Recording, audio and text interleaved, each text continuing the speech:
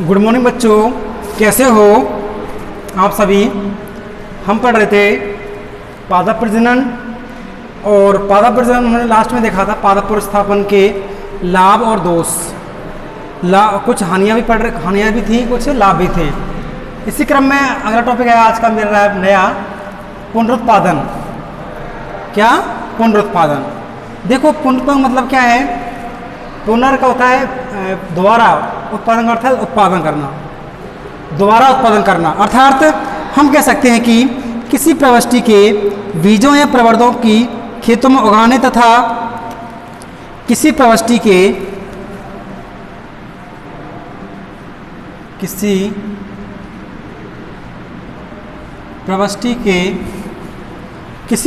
के बीजों या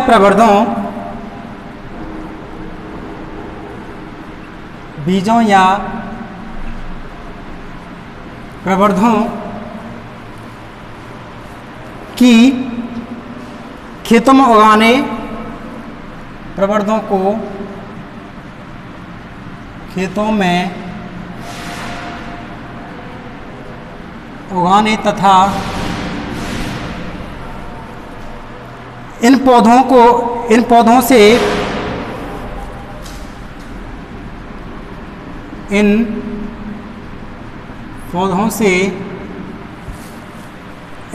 से इस प्रवृत्ति के नए बीज, इस प्रवृत्ति के नए बीज या प्रवर्धों को प्राप्त करने की प्रक्रिया, या प्रवर्धों को प्राप्त करने की प्रक्रिया पुनरुत्पादन कहलाती है। पुनरुत्पादन कहलाती है। देखो, हमने क्या पढ़ा इसमें? कोई प्रवृत्ति मतलब कोई फसल हो सकती है, कोई पौधों की किस्म हो सकती है, कोई बीज हो सकता है। तो किसी प्रवृत्ति के बीज की बात कर रहे हैं, किसी प्रवृत्ति के बीजों या प्रवर्धों को खेतों में उगाने तथा उगाने के पश्चात इन पौधों से प्राप्त इस प्रवृत्ति के नए बीज या प्रवर्धों को प्राप्त करने की जो प्रक्रिया है, उसे क्या कहते हैं? पुनरुत्पादन कहलाते हैं। जैसे हम कोई बीज लाए कहीं से, तो बीज हमने भूमि में उगा दिया, बीज लाए या कोई पौधे लाए, तो हमको क्या कि हमने अपने खेतों में उगा दिया। उगाने के पश्चात उससे नए बीज प्राप्त करेंगे या नए फसल प्राप्त करेंगे। तो जो नए बीज या नई जो प्रवर्तन है, उनको प्राप्त करने की जो प्रक्रिया है, उसे क्या दें? क्या? पुनरुत्पादन। ठीक है। जनन द्रव्य संग्रहों की प्रवृत्तियों को प्रत्येक कुछ वर्षों के बाद पुनरुत्पादन करना आवश्यक होता है। भाई, जनन द्रव्य संग्रह अपन करते हैं, तो जनन द्रव्य संग्रह में क्या करते हैं अपन?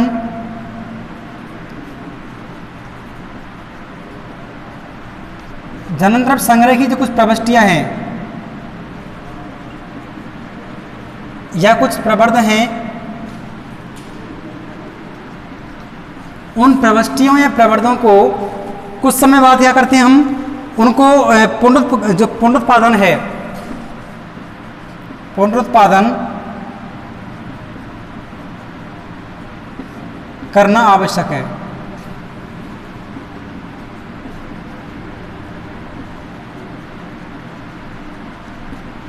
भाई, जन्मांतर अपने कल्पना तो कर दिया, जन्म प्लाज्म हमने उसको संगठित तो इकट्ठा तो कर लिया, उसकी प्रवृत्तियों को या बीजों को या किस्मों को या फसलों को, लेकिन संग्रह करने के बाद उसको पुनरुत्पादन करना आवश्यक है। अन्यथा जो जनन द्रव्य है वो क्या हो जाएगा? नष्ट हो जाएगा, है ना। तो इसलिए पुनरुत्पादन करना क्या है? बहुत ही आवश्यक है। क्यों आवश्यक है? क्योंकि बीज या प्रवर्धों की जो जीवन अवधि है वो क्या होती है? सीमित होती है। भाई, जो बीज हैं या प्रवर्ध हैं, उनकी जो जीवन अवधि क्या होती है? सीमित होती है। उनकी जीवन अवधि क्या होती है? सीमित होती है। अगर उस समय हमने जो पुनरुत्पादन कर लिया तो कर लिया, अन्यथा जो जीव उनके बीज हैं प्रवर्धक क्या नष्ट हो जाएंगे, है ना। तो उनकी जीवन अवधि सीमित होती है, इसलिए बीजों या प्रवर्धकों का जो पुनरुत्पादन है वो करना क्या रहता है, आवश्यक होता है। इसके अलावा सभी फसलों के बीजों का अंकुरण क्षमता भंडारण क्षमता के साथ घटती चली जाती है। अगर हम जो बीज हैं उनका क्या करें, भंडारण करें, बीजों क्या करते हैं बच्चों, भंडारण करें, तो बीजों के भंडारण के साथ ही बीजों के जो अंकुरण की क्षमता है, बीजों के अंकुरण की क्षमता है, अंकुरण क्षमता क्या होती है, घटती चली जाती है, घटती चली जाती है। ठीक है भाई, बीज अपन भंडारित करते जाएंगे तो क्या हो जाएगा, उनके अंदर या तो कोई रोग लग जाएगा, जिसे बोलते हैं अपन घुन बोलते हैं। तो जो बीज हैं उनका भंडारण करते समय, अगर उसका भंडारण कुछ समय के लिए करते हैं तो कोई बात नहीं है, अगर लंबे समय तक करते हैं तो बीजों के जो भंडारण करने से बीजों की जो अंकुरण की क्षमता वो क्या होती है, घटती चली जाती है। तो इसलिए पुनरुत्पादन करना आवश्यक होता है। तो पुनरुत्पादन क्या है, किसी प्रवृष्टि के बीजों या प्रवर्धकों को खेतों में उगाने तथा इन पौधों से इस प्रवृष्टि के नए बीज या प्रवर्धकों को प्राप्त करने की जो प्रक्रिया है वो क्या होती है, पुनरुत्पादन कहलाती है। जननद्रव्य संग्रह की प्रवृष्टियाँ या प्रवर्धकों को पुनरुत्पादन करना आवश्यक होता है ना। और क्यों आवश्यक होता है, क्योंकि बीजों या प्रवर्धक होते हैं उनकी जीवन अवधि क्या होती है, बहुत सीमित होती है। इसके अलावा बीजों की भंडारण क्षमता होती है, भंडारण के साथ ही बीजों की जो अंकुरण क्षमता वो क्या होती है, घटती चली जाती है। ठीक बेटा, तो ये था हमारा छोटा सा टॉपिक पुनरुत्पादन, या फिर इसे रीजनरेशन भी बोलते हैं। इसमें क्या बोलते हैं, रीजनरेशन।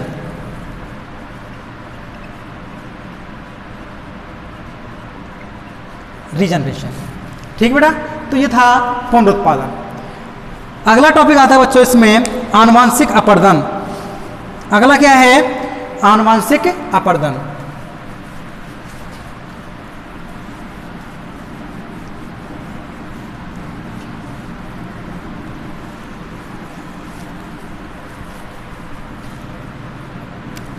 अगला टॉपिक आता है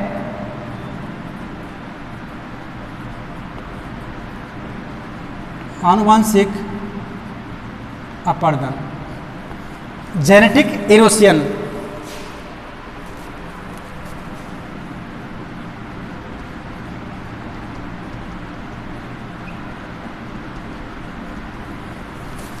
देखो क्या होता है, कृष्ण प्रारूपों एवं कृष्ण प्रारूपों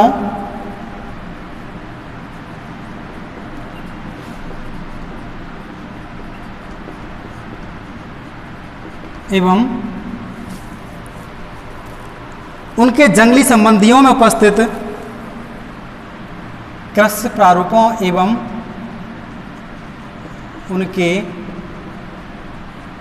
जंगली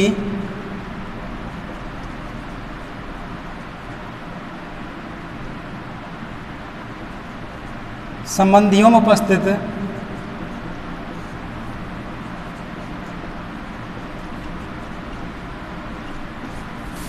जंगली संबंधियों में उपस्थित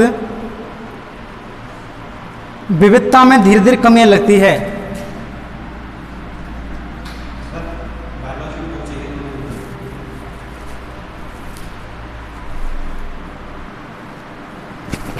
तो कृष्ण प्रारूपों एवं उनके जंगली संबंधियों में उपस्थित विविधता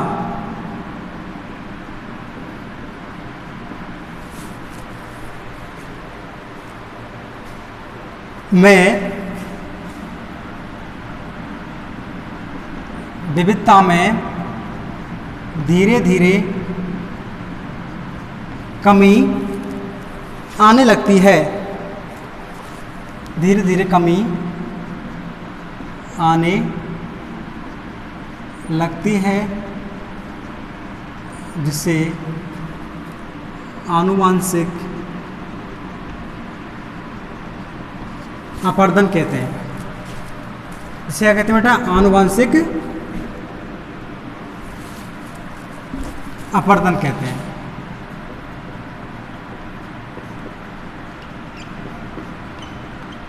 देखो मतलब क्या है इसका, जो कृषि प्रारूप मतलब ऐसी किस्म, ऐसी फसलों की किस्म जिनकी अपन खेती करते हैं तो उन्हें कहते हैं कृषि प्रारूप।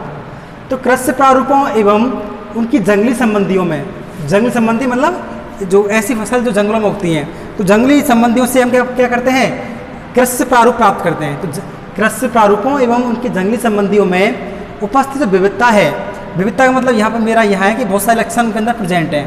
हो सकता है उनके अंदर अच्छी क्वालिटी के जीन प्रेजेंट हो, अच्छी किस्म के जीन प्रेजेंट हो, क्वालिटी की उपज की प्राप्त हो, अच्छी जो विटामिन वगैरह है उनके जीन प्राप्त हो, तो वो क्या है, विविधता है ना। इसके अलावा लंबाई के जीन प्राप्त हो, बोनी किस्म हो, सब क्या है, विविधता है। तो कृषि प्रारूपों एवं उनके जंगली संबंधियों में उपस्थित विविधता है, उस विविधता में समय समय में क्या होती है, धीरे धीरे कमी आने लगती है, जिसे आनुवंशिक आनुवंशिक क्या करते हैं, अपर्धन कहते हैं उसको। अपर्धन मतलब क्षय होना, ठीक है। तो आनुवंशिक जो विविधता है, जो आनुवंशिक अपर्धन है वो क्या है, कृषि प्रारूपों एवं उनके जो जंगली संबंधियों में उपस्थित जो विविधता है, उस विविधता में धीरे धीरे क्या होती है बच्चों, कमी आने लगती है, जिसे आनुवंशिक अपर्धन कहते हैं। ये आनुवंशिक अपर्धन के निम्नलिखित कारण हो सकते हैं। तो इसके जो कारण हैं वो किन किन कारणों से होता है, वो कुछ निम्न प्रकार हैं, जिनमें से पहला है विविधता युक्त देसी किस्मों के स्थान पर केवल व्यापक स्तर पर उगाए जाने वाले महत्व देना। देसी के विविधता युक्त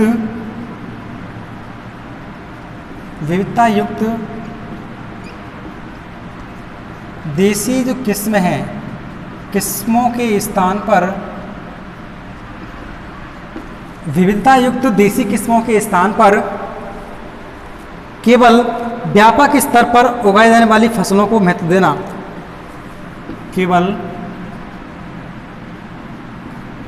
व्यापक स्तर पर उगाई जाने वाली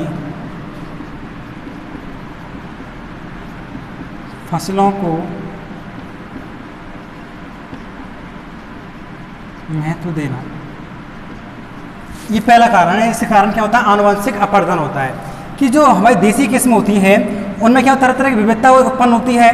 तो विविधता युक्त देसी किस्मों के स्थान पर हम केवल क्या कर रहे हैं, केवल व्यापक स्तर पर जो फसल अपन उगा रहे हैं उन्हें क्या कर रहे हैं, उनको इंपॉर्टेंस दे रहे हैं, है ना। तो इसका पहला कारण है कि जो हम गेहूँ की आज किस्म उगा रहे हैं उसी को महत्व दे रहे हैं, जबकि इससे अच्छी किस्म जो गेहूँ की जो जंगली किस्म होती है उनमें हो सकती है, लेकिन हमने क्या किया उसमें उसको प्रयोग के द्वारा सिद्ध किया और उसमें छाटा कि ये फसल अच्छी है, लेकिन और भी तो हो सकती है उसमें से।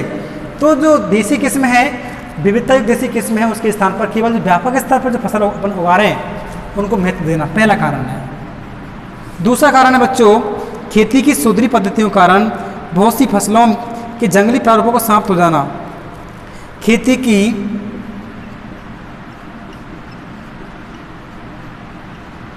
सुधरी पद्धतियों के कारण, सुधरी पद्धतियों के कारण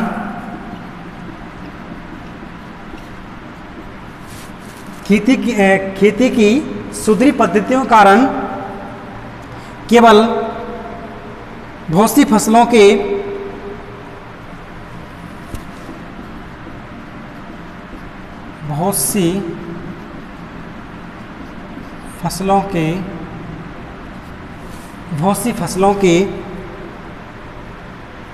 जंगली प्रारूपों को समाप्त हो जाना, फसलों के जंगली प्रारूपों का समाप्त हो जाना,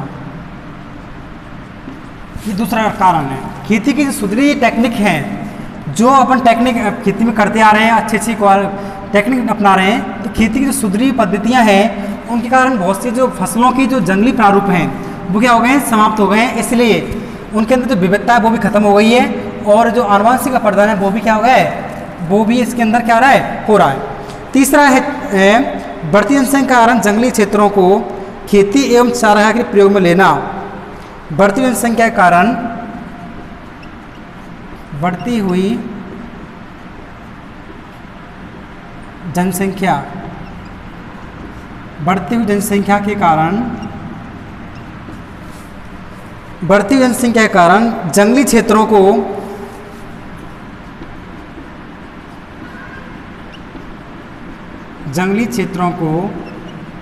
खेती खेती एवं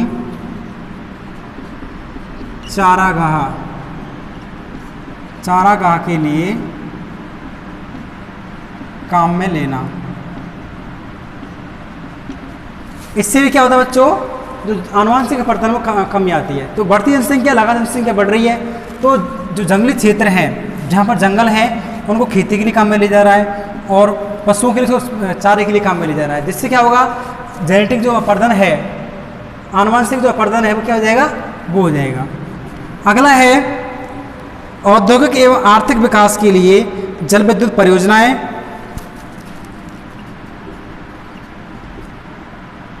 औद्योगिक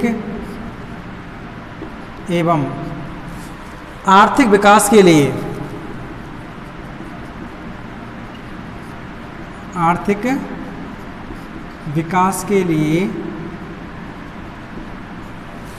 औद्योगिक एवं आर्थिक विकास के लिए जल विद्युत परियोजनाएं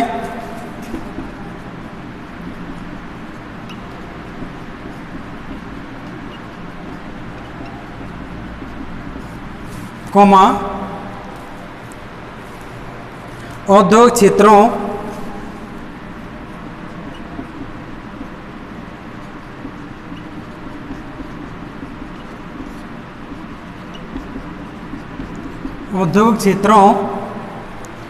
कोमा रेल सड़कों भवनों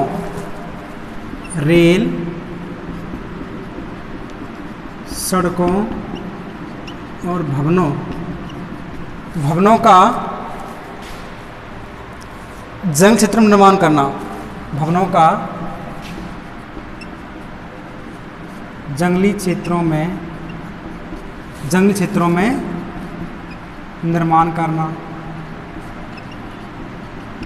देखो ये क्या है, औद्योगिक एवं आर्थिक विकास के लिए आज जनसंख्या खूब बढ़ रही है, लोग औद्योगिक विकास कर रहे हैं, उनका आर्थिक विकास कर रहे हैं। तो औद्योगिक विकास के लिए एवं आर्थिक विकास के लिए जल विद्युत परियोजनाओं के लिए जल के माध्यम से बिजली बनाना, तो उसे बोलते जल विद्युत परियोजना। तो जल विद्युत परियोजनाओं के लिए औद्योगिक क्षेत्रों के लिए फैक्ट्री वगैरह, वाहन वगैरह, भवन वगैरह, बिल्डिंग वगैरह, ये सब क्या है, औद्योगिक क्षेत्र हैं। और रेलों के लिए, सड़कों एवं भवनों के लिए जो जंगली क्षेत्र हैं उनका क्या करें, आदि का जंगली क्षेत्रों में क्या करें, निर्माण कर रहे हैं। जंगलों को काट करके और अपना धुआंधार क्या कर रहे हैं, सड़कें बना रहे हैं, रेलवे लाइन बिछा रहे हैं, भवन बना रहे हैं, फैक्ट्रियाँ लगा रहे हैं और जल विद्युत जो परियोजना है उसको निर्माण कर रहे हैं। ठीक है, तो ये तरह तरह के प्लांट लगा रहे हैं। सब क्या है, जो जंगली विविधता है, जंगली क्षेत्र हैं, उनका क्या कर रहे हैं, नष्ट करके अपन उनमें बसावट सी करते जा रहे हैं। जिससे क्या होगा, जो फसलों की प्रजातियाँ वो नष्ट हो जाएंगी और फसलों की जो प्रजाति नष्ट हो जाएंगी तो जो विविधता है वो नष्ट हो जाएगी। जिससे क्या हो जाएगा, आनुवंशिक अपरदन की प्रक्रिया हो जाएगी। अगला है पादप पुनर्स्थापन के साथ खरपतवार आ जाने से फसलों के जंगली संबंधियों का आंशिक या पूर्ण रूप से लोप हो जाना। भाई पादप पुनर्स्थापन की प्रक्रिया करते हैं अपन, तो पादप जो पुनर्स्थापन है, पादप पुनर्स्थापन के साथ खरपतवार आ जाने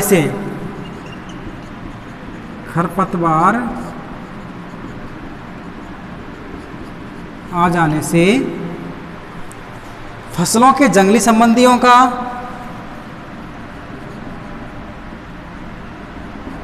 फसलों के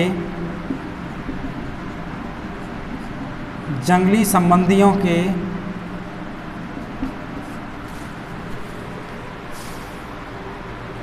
आंशिक या पूर्ण रूप से लोप हो जाना।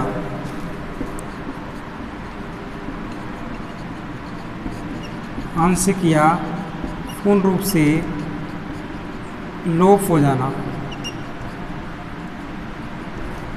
तो ये थे कारण बेटा आनुवंशिक अपरदन के, है ना। तो जो कोई भी कृषि प्रारूप है, उस कृषि प्रारूप एवं उनके जंगली संबंधियों में उपस्थित जो विविधता है, उस विविधता में धीरे धीरे क्या होती है, कमी आने लगती है, जिसे आनुवंशिक अपरदन कहते हैं। आनुवंशिक अपरदन के बहुत सारे कारण हैं जो इस प्रकार हैं। पहला कौन सा है, विविधता युक्त जो देसी किस्म है उनके स्थान पर हम केवल व्यापक स्तर पर जो फसल अपन उगा रहे हैं उनकी क्या कर रहे हैं, उनको सिर्फ महत्व दे रहे हैं, पहला कारण हो जाएगा।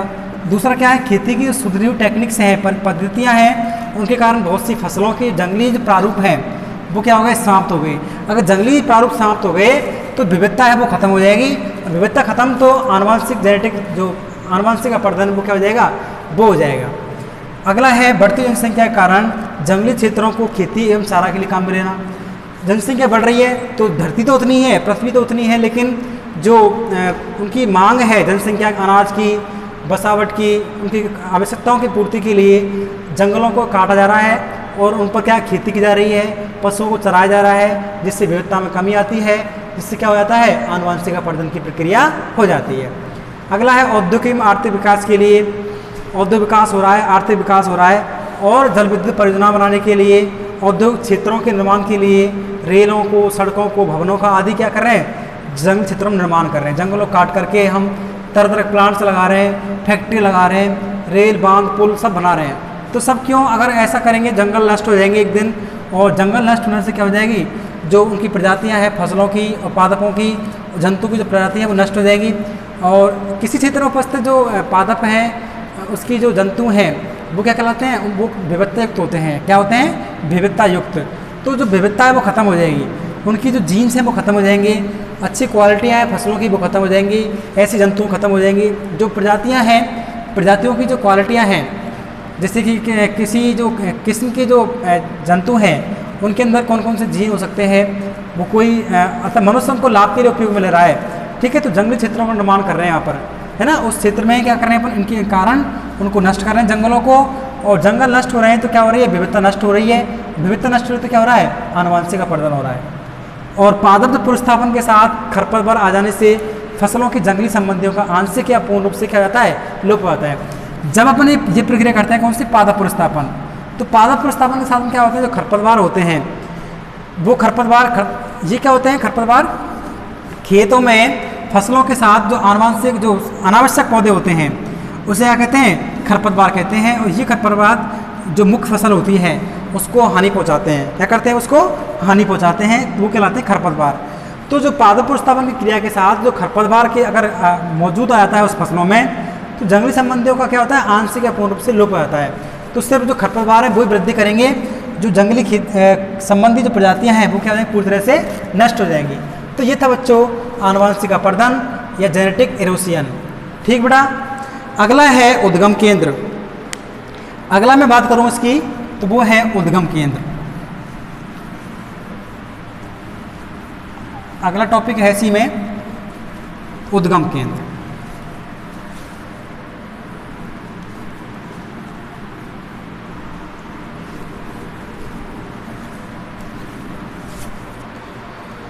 उद्गम केंद्र, उद्गम केंद्र इंग्लिश में बोलते हैं सेंटर ऑफ ओरिजिन।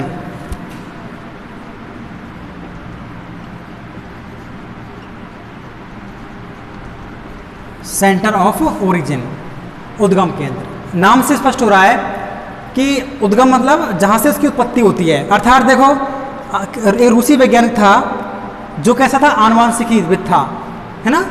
तो रूसी जो आनुवंशिकविद था, कहाँ का था, रूस का था, और क्षेत्र किसका था, उसका आनुवंशिकी का। तो आनुवंशिकविद बोलते हैं उसको, आनुवंशिकविद।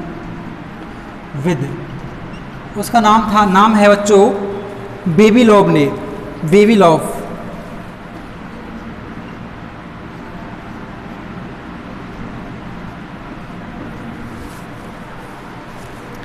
तो रूसी जो आनुवंशिक वैज्ञानिक था, आनुवंशिकविद था, और उसका नाम क्या था, बेबिलोव।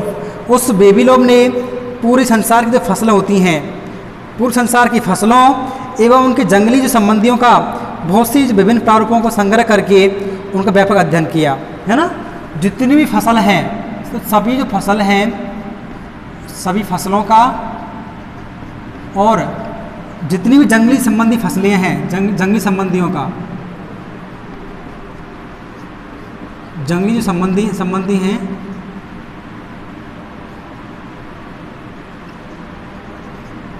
उन जंगली संबंधियों का अध्ययन किया, उनके जीनों का अध्ययन किया, है ना, और विभिन्न जो प्रारूप हैं उनका संग्रह किया और व्यापक तौर पर क्या किया, अध्ययन किया, है ना। इनके जो विभिन्न प्रारूप हैं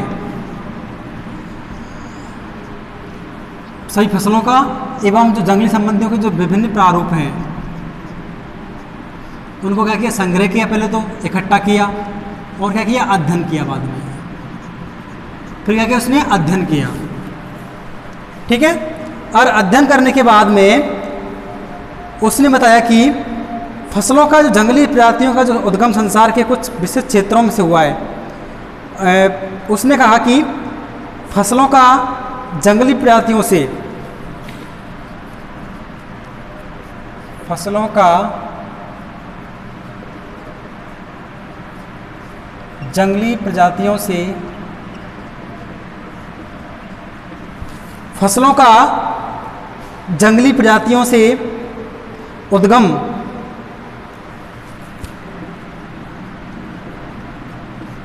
संसार के कुछ विशिष्ट, संसार के कुछ विशिष्ट क्षेत्रों में हुआ है, विशिष्ट क्षेत्रों में हुआ है। इन क्षेत्रों को उन्होंने क्या किया, उद्गम केंद्र कहा।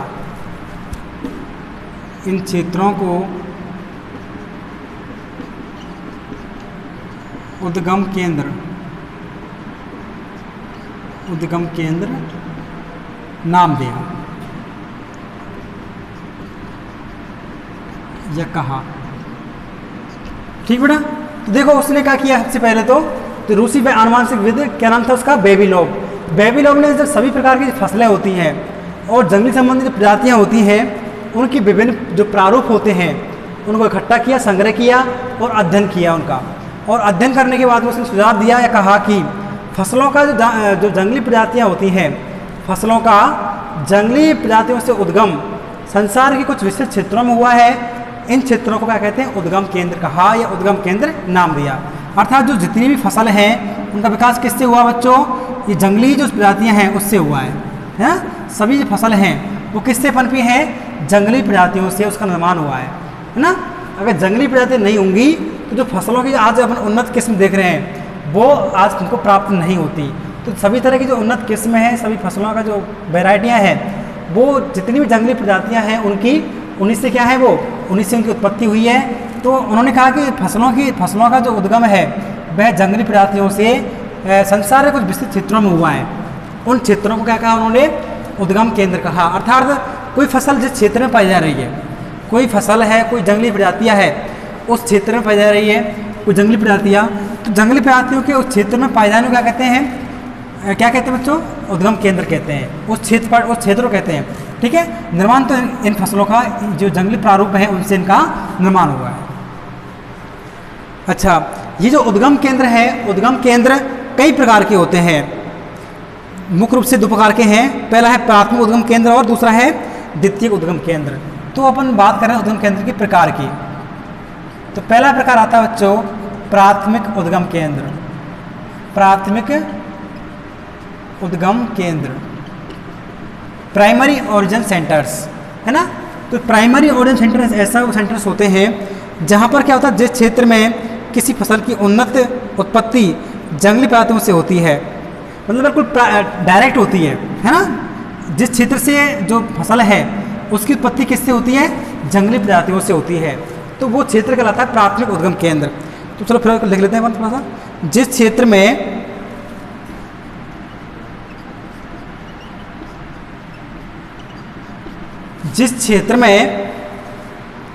किसी फसल की उत्पत्ति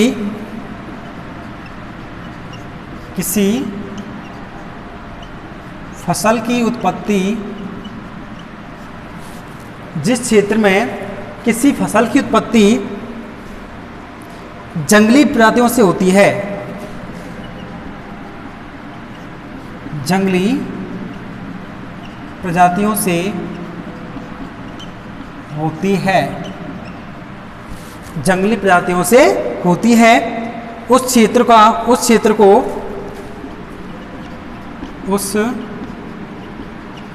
को उस फसल का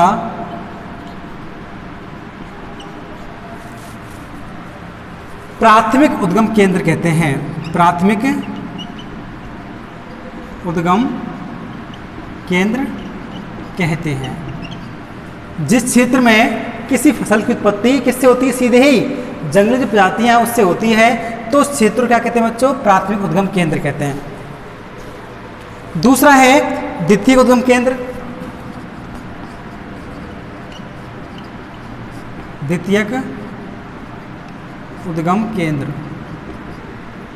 देखो क्या होता है, सेकेंडरी ओरिजिन सेंटर्स। देखो जिन क्षेत्रों में किसी फसल के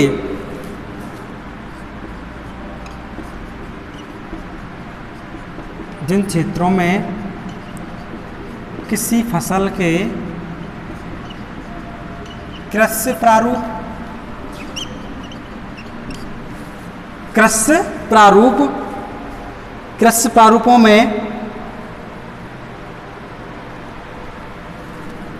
प्रारूपों में बहुत अधिक विविधता पाई जाती है।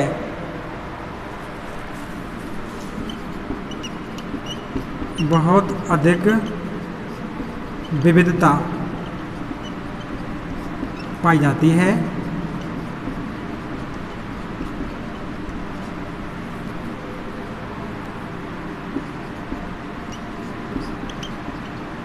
क्या मिल रही, बहुत अधिक विविधता पाई जाती है। उस फसल का द्वितीयक उद्गम केंद्र कहता है, उसे फसल का द्वितीयक